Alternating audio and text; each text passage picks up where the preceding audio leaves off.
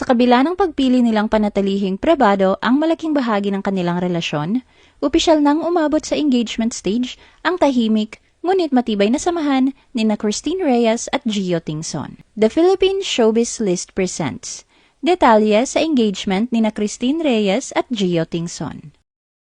The relationship. Unang umingay ang pangalan ni Christine at ng non-showbiz guy na si Gio Tingson noong nakaraang taon, nang mapansin ng publiko ang sunod-sunod nilang pagkakasama sa mga trip at events. Sa simula, walang malinaw na kumpirmasyon mula sa alinman sa kanila, kaya nanatili muna ito sa antas ng espekulasyon. Gayunpaman, mabilis na kumalat sa social media ang mga larawan at sightings nila na magkasama. Noong July 2025, nang unang maisapubliko ang kanilang espesyal na ugnayan matapos mag-post si Gio ng mga litrato nila ni Christine. Kuha ito sa kanilang bakasyon sa Vietnam kasama ang ilang mga kaibigan. Low-key lang si Christine pagdating sa kanyang love life, pero hindi rin naman niya itinatago ang espesyal na ugnayan nila ni Gio. Tuluyang umingay ang relasyon nang mag-post si Christine sa Instagram ng mga larawan nila mula sa isang event sa Naga City kung saan kasama niya si Gio. Sa caption, tinawag niyang Mr. G si Gio at inilarawan ito bilang quiet anchor and constant calm, na agad itinuring ng publiko bilang soft confirmation ng kanilang relasyon. Pagsapit ng October 2025, mas naging bukas siya tungkol sa kanyang damdamin. Sa isang public appearance, sinabi niya na masaya siya ngayon at ramdam niya ang pagkakaiba dahil nasa piling siya ng taong tingin niya ay tama para sa kanya. Kasabay nito, nakita silang magkasama ni Gio sa isang intimate event kung saan kapansin-pansin ang kanilang pagiging komportable at sweet sa isa't isa. A grade school love story.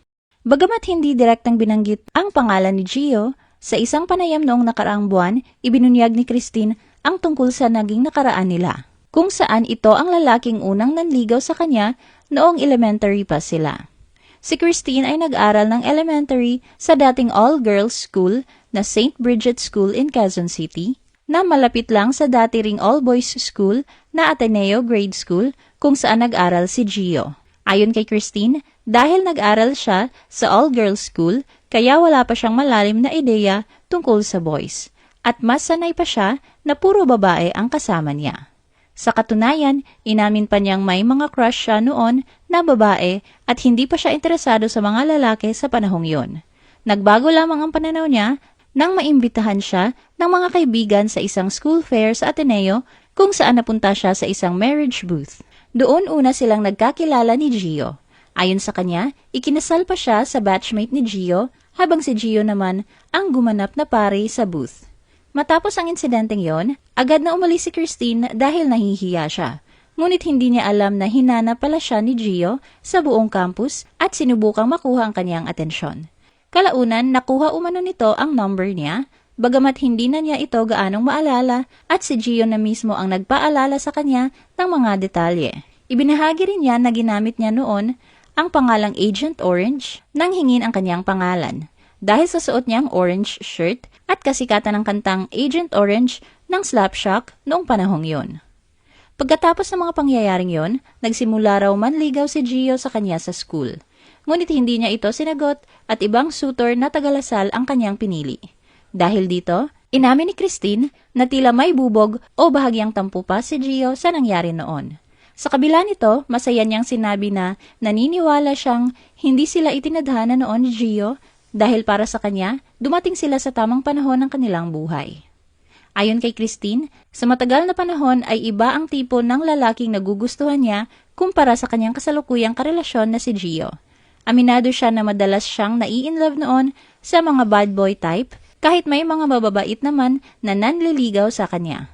Para kay Christine, parang normal na yon dahil lumaki siya sa paligid ng mga kapatid na may ganitong imahe ng pagiging bad boy, kaya nasanay siya sa mga ganoong klase ng lalaki. Ngunit kalaunan napagtanto niya na may ibang pamantayan pala siya ng ideal man na nag-ugat sa kanyang kinalakhang father figure na isang mapagmahal at maayos na lalaki.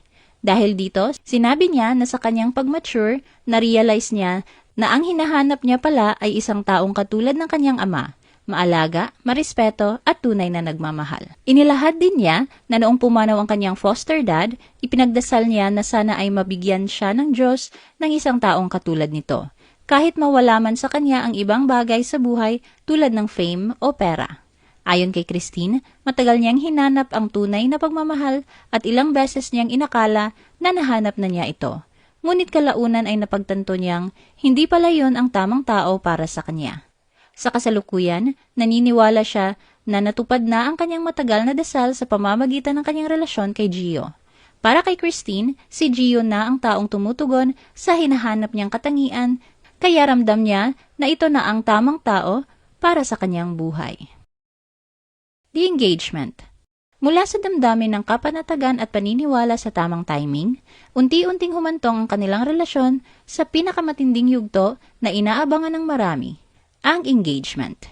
Sa kanyang Facebook at Instagram post nitong gabi ng May 20, 2026, ginulat ni Christine ang mga kasama sa showbiz at ilang netizens nang i-flex niya hindi lang si Gio kundi ang engagement nila.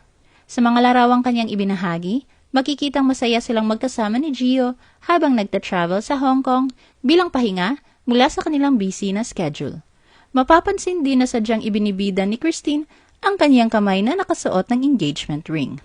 Mababasa sa caption na, "Every timeline led here, endgame unlocked," na may kasamang ring emoji. Ang anunsyong ito ni Christine ay agad na umani ng masayang pagbati mula sa kanyang mga kasamahan sa showbiz at maging sa mga netizens na nagpahayag ng tuwa at excitement sa panibagong chapter na haharapin nila ni Gio. Ano ang masasabi mo sa video na ito? Mag-like o mag-react at huwag mahiyang mag-comment. For our YouTube viewers, huwag kalimutan mag-subscribe at i-hit ang notification button. At para sa aming Facebook viewers, mag-like at follow sa aming Facebook page para updated ka sa mga showbiz chika. Thanks for watching!